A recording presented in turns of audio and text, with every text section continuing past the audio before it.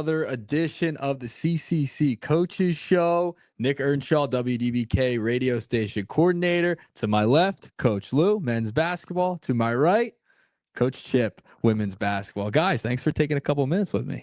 Absolutely. My pleasure. Glad to be here. My pleasure. You got to use the mic, Chip. You know that. You know this. This is your first time? No, I'm just kidding. I'm going to roast you. I got to go now. I'm going to roast you. Coach Chip loves, he always comes down, brings students down to come see the radio station. I thought you know by now. Everybody has their moments. Have you watched my team play? I love it.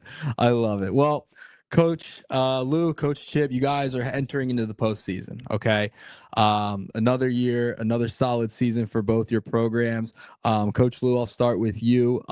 Just what is your message to your team heading into the postseason after this regular season? I know both teams have had a lot of away games in the new year, but tell me how you get your team ready to go on the road once again. Well, we just try to focus on the fact that it's a new season, and something I learned at Paul VI many years ago. You go by minutes, so you have to play well for 80 minutes, and you're a champion. I love it, and I'll phrase the same question over to you, Coach Chip. Been on the road a lot, heading on the road again. Hopefully, maybe against a rival, could be a little bit of fun over at RCSJ.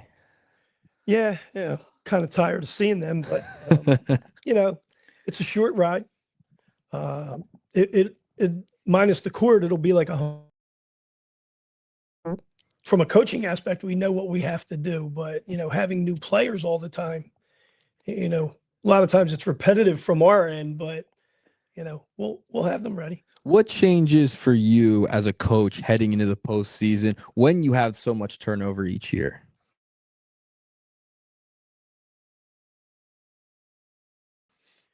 It's getting them to understand teams. This is an exciting time in college basketball.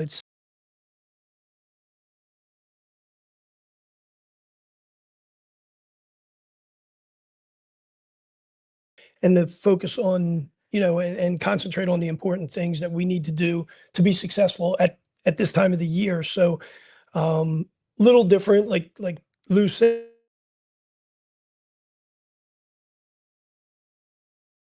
you have a different group that there's some familiar faces. There's only for Coach Lou and myself. I mean, we're the old guys in the building. There's nobody as old as us in this building any day. So we've been through a lot. I mean, obviously Lou has coached a little longer than me, not a whole lot longer. I mean, so he just looks like he's 25, but I mean, on other days I look 105. It's I feel 105, so I get it, but it's just the idea is to, get your kids to understand the level of play and like Lou said, playing teams that are nationally ranked all the time. We're opening up with the number 14 team in the country. So this conference makes you tough. It makes you realize that you can't step on the floor and underestimate anybody you play.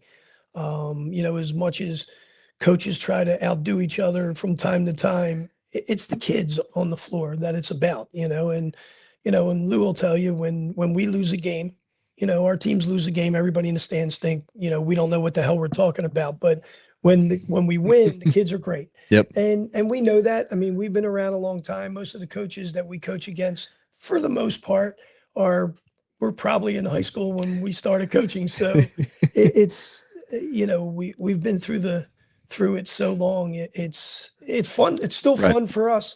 But it's about those kids. Coach, heading into the postseason, what is one thing you are emphasizing to your team? What are you guys focusing in on in practice heading into that first game? Well, it's actually two things, and it's been something that we've always been focused on: attention to detail, and every play matters. And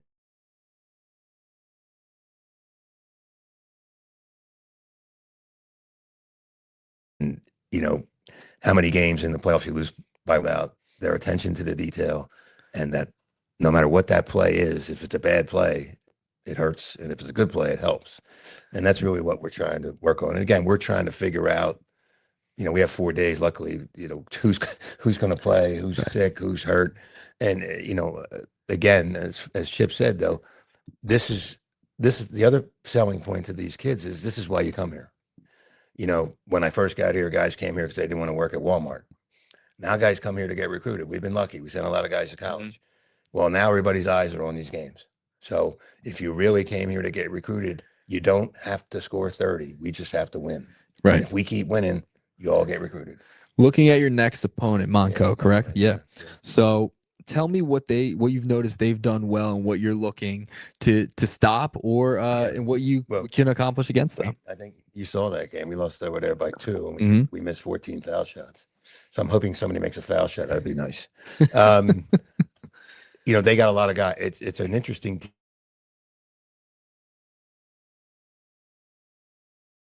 team. They have a lot of guys. They have 5 guys that score double figures. Mhm. They're all we got to make sure that we're guarding. When we were playing our best, we were 1 or 2 in the country in defense. That's kind of slipped the last few games. So everything starts for us on the defensive end, and we get stops, we can stay in the game. Love to hear it, Coach. For you, what's a key point of emphasis for you during practice leading up to this first playoff game? And against your opponent, what do you think your team needs to do to have success?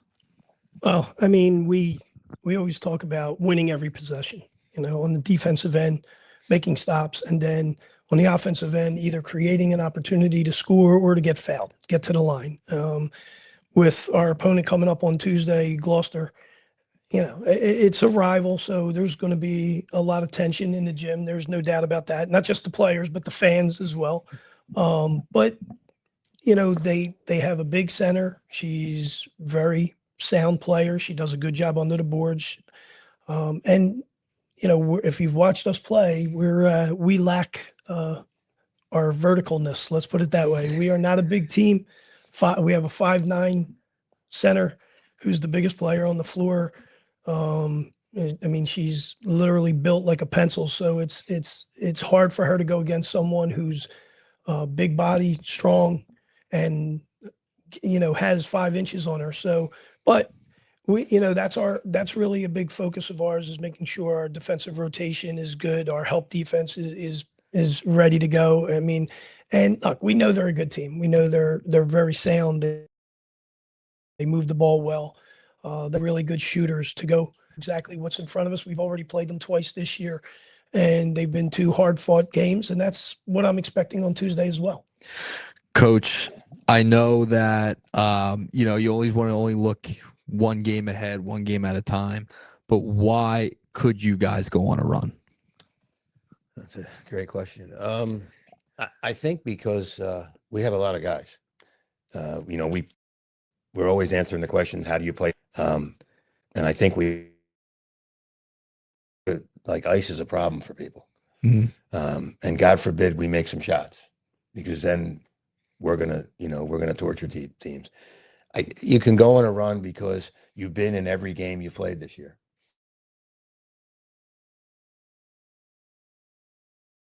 No matter who's hurt, who didn't, I can go over the litany of things, but we didn't have Charlie, and that hurt. But you got to be better than 2 teams for 40 minutes. That's all you got to do. Right. It's like we used to talk about it, and in high school at St. Augustine and Paul VI, we'd be playing team. We just got to be better for 32 minutes. That's it. What about you guys? Why not you guys? Well, consistency. I mean, that's kind of been our MO all year. Is, we could play great for 2 quarters and then have a down quarter. And, right. There's times I don't even want to take them into the locker. We'll be fine. I mean, we have to play 3 to get out, not like the men. They only have to play 2, but Right. It's a little bit tougher. It's all good. A little bit tougher. It, one more. But in this region, I never figure out the playoffs. Usually it's right before we start is when we're like, oh, okay, this is what has to happen. But I mean, it's unbelievable. I had no idea. Welcome to Region 19. I think like Lou said, it's you just never know. I mean, you have to be better than the other team for 40 minutes, and that's it. You don't have to be the best team in the world. You just have to be better than that team on the other side for 40 minutes. I love it. It's going to be a lot of fun. We're excited to watch the journey through the postseason. Just one more for each of you. To our listeners, alumni, everybody, what would your message be to them to tune into the basketball games and why you guys can go on a run? Yeah, hopefully you guys watch the game and my team makes you proud of wearing that uniform. I'm proud to be the coach here. none of us do it for the money. So I love the school. And, I'm always preaching that to our guys when they say, you could go coach here, you could go coach there. I'm fine. I love coaching here. And we're sitting in a locker room we haven't had for 20 years. So I have no complaints. But maybe guys watch us play, or women, or whoever watches and says, wow, that team plays their heart out.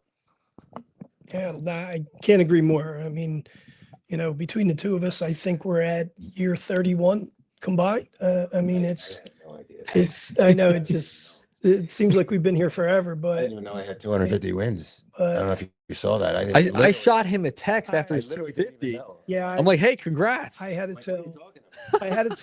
I had to tell Lou's coaches In my that head. if you mention that before the game and you don't win, you're all fired, right? I said, so you better keep that a secret. So, It's a big Oh, deal, I know. coach. yeah, It just means I'm old. that's what I say all the time. Every time It could be somebody the says, other column, you know? we're moving in the right direction as an athletic department. Yep. Fred Carella has done a phenomenal job since he's walked in the door, and he's pushing for more, and that's what we needed here. But exactly what the sentiments Lou just said. I love being here. I love what I do.